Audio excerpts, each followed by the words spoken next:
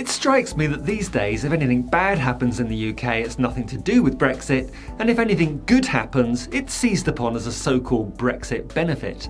That said, if Rees-Mogg's list of the top 9 Brexit opportunities is the best they could do, see my recent video on this very subject, there's not been an awful lot that's good happening since 2016, and I can't help wondering why that would be.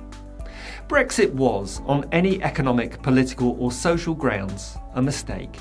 And the narrative at this point, from both Remain and Leave voters, is that it has been a failure.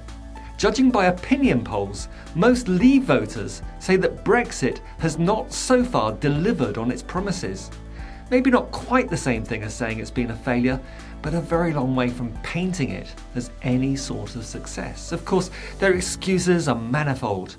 COVID, the Ukraine war, the wrong sort of leaves on the line, and this week, Davies even blaming it on Remain voters for causing what he calls a Remainers Brexit. So apparently Brexit is all the fault of people like me because we voted to remain in the EU. The mental gymnastics of these hardcore Brexit cultists is quite staggering. So this is the story so far, but how is the narrative likely to change in the coming weeks, months and years? In this video, I'll be considering just that question. Stay tuned.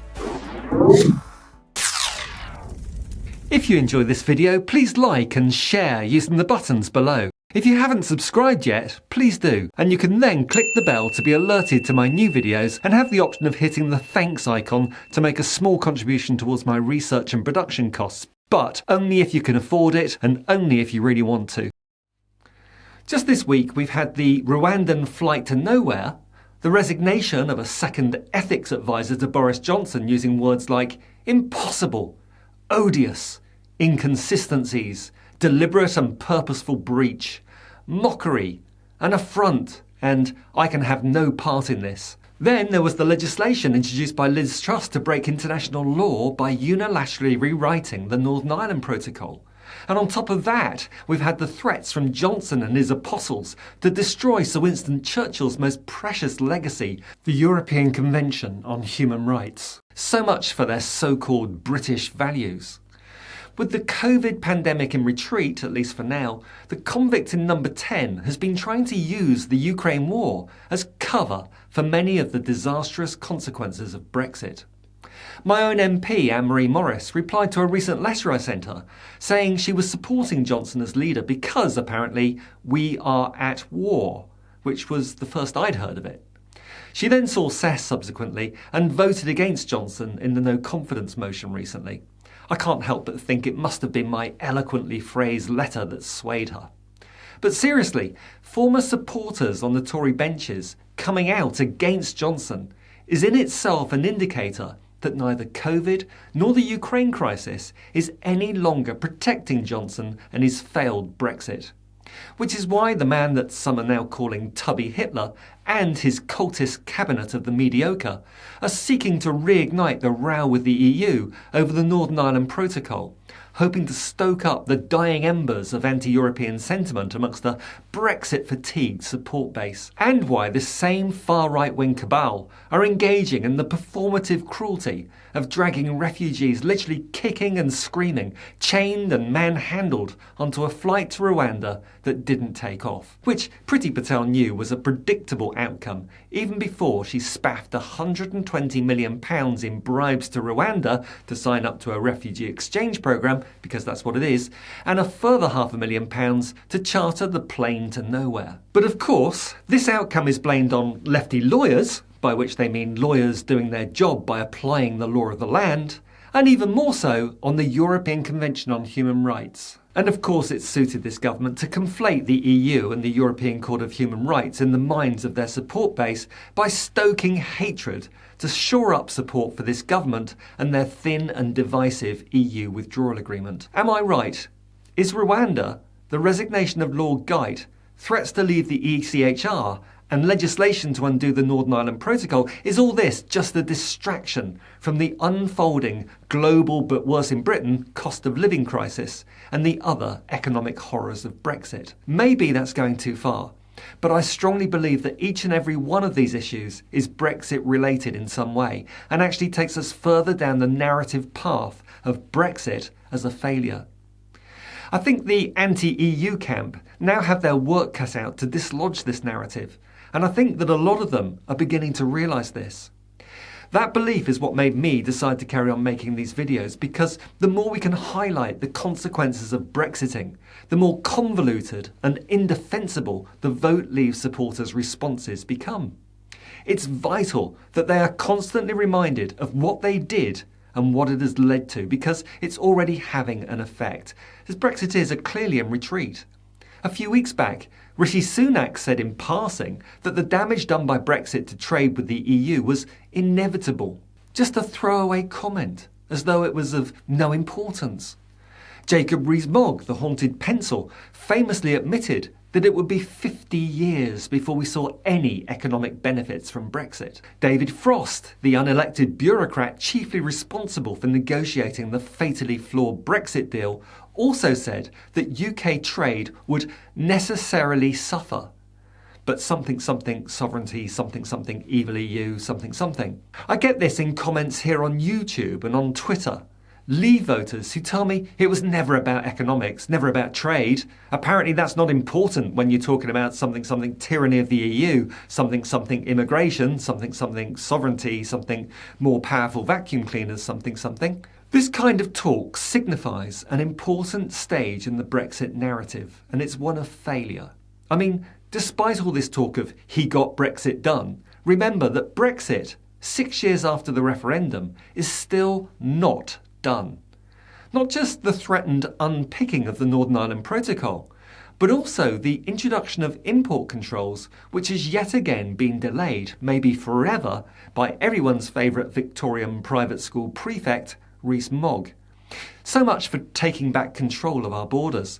Rees-Mogg is now admitting that actually implementing this part of the Brexit deal, which would cost £1 billion annually on its own, would actually be an act of self-harm and lead to higher prices in the shops and also the disappearance of imported products, including cheeses and fruits. The fact is that this is an inevitable consequence of the whole Brexit deal that him and his fellow cultists work so deceitfully to achieve. They've painted themselves into a corner now, having to admit that the Brexit deal they agreed is actually too harmful and too costly to actually implement. And to think, the EU offered to extend the transition period because of the pandemic in order to give the UK more time to prepare import controls and to allow UK businesses to adapt to new procedures. Unfortunately, the anti-EU sentiment that this Brexiteer government had whipped up into a frenzy amongst their base meant that any further delay to getting Brexit done would have seen a British equivalent to the storming of the US Capitol building, with cries of "hang Rees-Mogg" from a mob.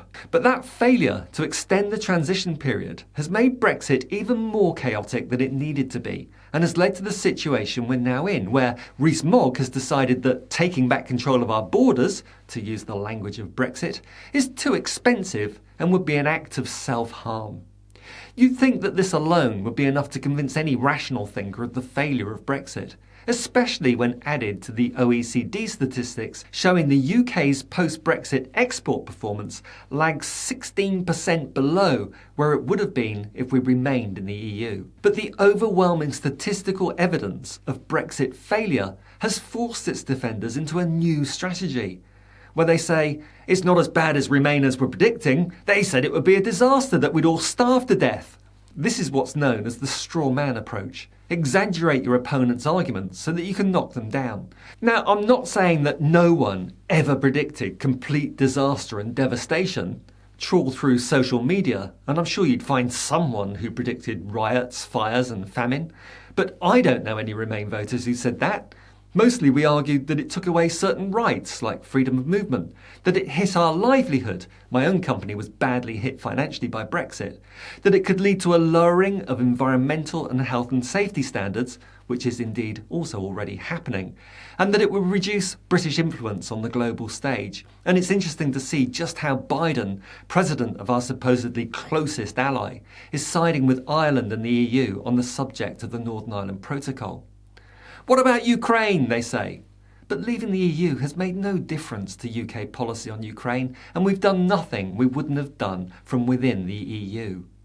In fact, we could likely have pushed the EU to be even more supportive of Ukraine's defence if we remained an influential member. So, what do the Leave voters have left? Well, they've been pushed into admitting Brexit damage, but they're still denying it's due to Brexit. They also have the tried and tested classic, "We won, you lost, get over it."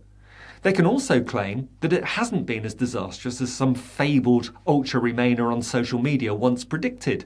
And then there are the false claims about vaccine rollouts in Ukraine that have nothing at all to do with leaving the EU. All these arguments, interestingly though, are defensive in nature, because there's nothing they can really go on the attack about, including Rees-Mogg's list of 9 Brexit opportunities that range from the trivial to the perfectly possible within the EU. That's why we see the latest narrative step where Brexit supporters are blaming Remainers for Brexit, which is doublethink in the truest sense of Orwell's 1984, the ability to believe in 2 contradictory ideas simultaneously.